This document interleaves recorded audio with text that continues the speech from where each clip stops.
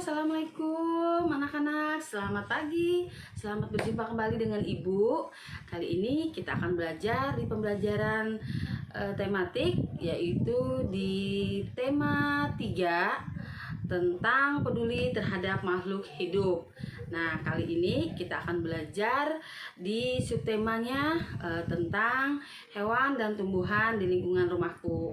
Sekarang anak-anak untuk memulai pelajaran, Ibu minta anak-anak semangat dulu ya untuk melakukan semua aktivitas. Oke?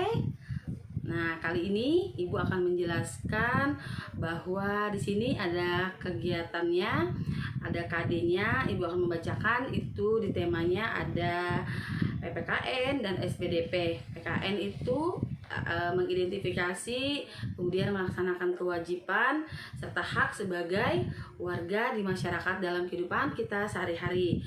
Kemudian menyajikan hasil identifikasi pelaksanaan kewajiban dan haknya kita sebagai warga masyarakat di dalam kehidupan sehari-hari.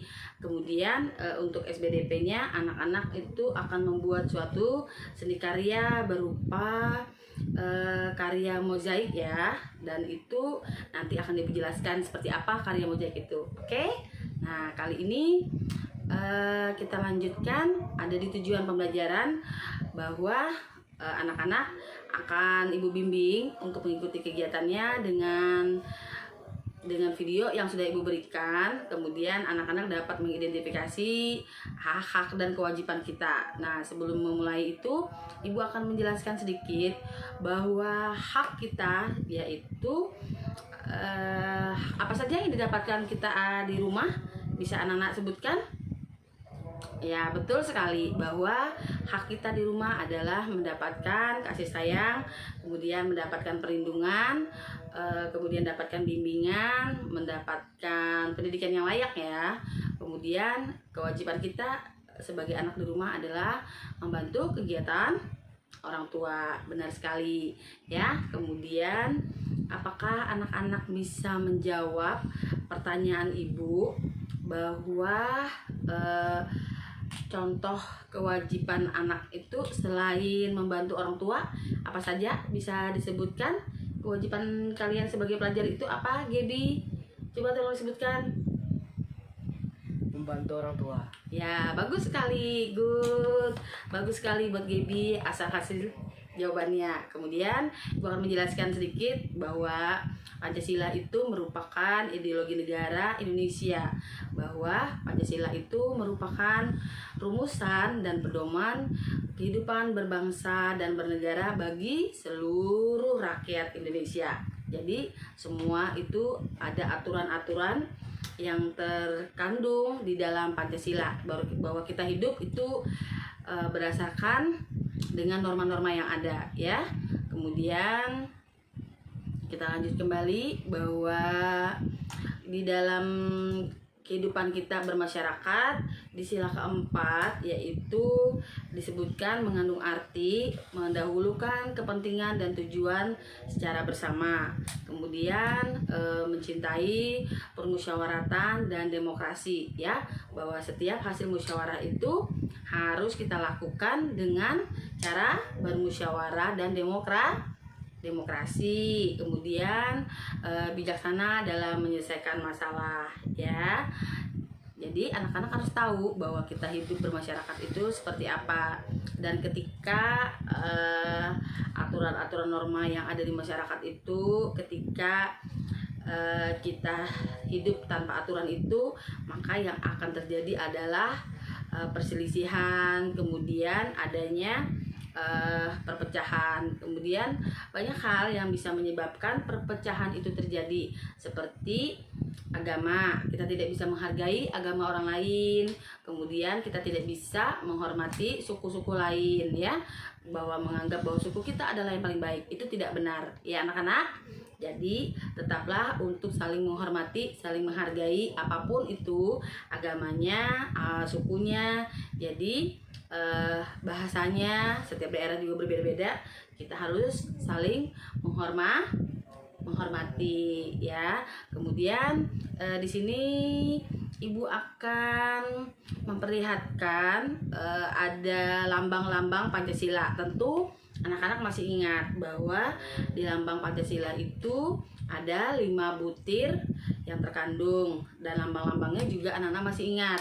Lambang sila ke-1 itu ada apa? Bintang. Kemudian yang kedua itu apa? Apa, Gebi? Rantai. Bagus sekali. Dan yang ketiga, Aldo, apa jawabannya? Ya, bagus sekali. Pohon beringin. Kemudian ya, lanjut. Sila keempat itu ada kepala banteng, dan yang kelima itu ada lambang padi dan kapas. Jadi harus anak-anak ingat ya, bahwa di dalam Pancasila itu ada 5 butir dengan lambang-lambangnya yang harus tetap diingat. Nah, kemudian kita lanjut kegiatan berikutnya. Nah, tadi sudah Ibu sebutkan bahwa di kegiatan ini, di pembelajaran tematik kali ini, ada karya mozaik yang akan kita buat ya.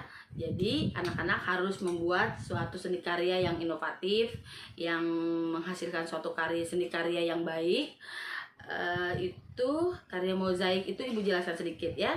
Karya mozaik itu merupakan seni dari dekorasi bidang dari kepingan, atau bisa dari bahan kertas berwarna. Kemudian caranya itu disusun atau ditempelkan ya, menggunakan perkat, sehingga menghasilkan suatu karya yang baik ya, suatu seni karya yang bagus, dan itu bisa didapatkan dan bisa kita temui sehari-hari di kehidupan kita. Karya mozaik itu dari biji-bijian, contohnya dari biji-bijian, contohnya itu bisa menggunakan kacang tanah, kacang hijau, kemudian ada beras yang berwarna putih, kemudian berasnya juga ada yang berwarna merah agak hitam-hitaman, itu bisa juga digunakan ya. Kemudian anak-anak bisa juga menggunakan kacang tanah atau kacang kedelai, atau juga dari daun-daun kering, itu bisa anak-anak olah menjadi suatu seni karya ya. Penggabungannya seperti apa nanti kita akan belajar bersama. Oke, dan itu saja yang Ibu akan sampaikan. Kemudian pesan Ibu, anak-anak itu harus mempunyai motivasi ya, motivasi bahwa masa depan adalah milik mereka yang ingin menyiapkannya hari ini. Jadi apapun yang akan anak-anak lakukan harus tetap termotivasi ya, untuk melakukan hal yang terbaik, terutama adalah belajar ya, itu yang utama. Kemudian harus ingat juga, jangan lupa kegiatannya untuk tetap menjalankan ibadahnya dengan baik ya. Dan terlebih COVID saat ini membuat kita pembelajaran melakukan secara daring.